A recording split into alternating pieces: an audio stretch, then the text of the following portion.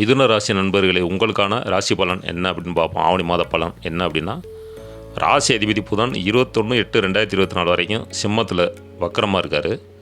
அதுக்கு பிறகு பார்த்தோம்னா 22/8/24 கடகத்தில் வக்கரமாக இருக்கார். இந்த காலகட்டத்தில் நீங்கள் புதுசாக ஏதாவது தொழில் பண்ணுறோம் அப்படின்னா, அல்லது புதுசாக முதலீடு பண்ணி ஏதோ பண்ண போகிறோம், ஏதோ ஒன்று புதுசாக பொருள் ஏதோ வாங்க போகிறோம் அப்படின்னா ரொம்ப கவனமாக இருக்கணும். அந்த மாதிரி இருந்தால் இந்த மாதம் தவிர்த்துறது நல்லது. புதுசாக எதுவும் புதிய முயற்சிகள் எதுவும் செய்ய வேணாம்.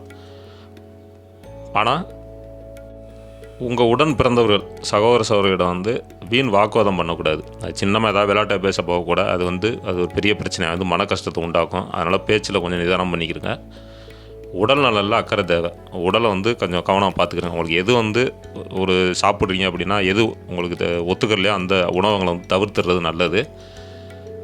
அப்பா அம்மா இருந்தாங்கன்னா அவங்களுடைய உடல்நலம் அக்கறை செலுத்துங்க. உடம்பு சரியில்லை அப்படின்னா நீங்களே வைத்தியம் பார்க்காம ஹாஸ்பிட்டல் கூட்டி போய் அவங்கள வைத்தியம் பாருங்கள். ஏன்னா இந்த காலகட்டம் உங்களுடைய அப்பா அம்மாவுக்கு சிறப்பு இல்லாமல் இருக்குது.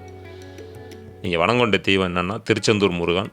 பரிகாரம் பள்ளியில் படிக்கும், அதாவது ஸ்கூலில் படிக்கக்கூடிய ஏழை மாணவர்கள் இருப்பாங்களா, அவங்களுக்கு போய் புத்தகம் வாங்கி கொடுங்க.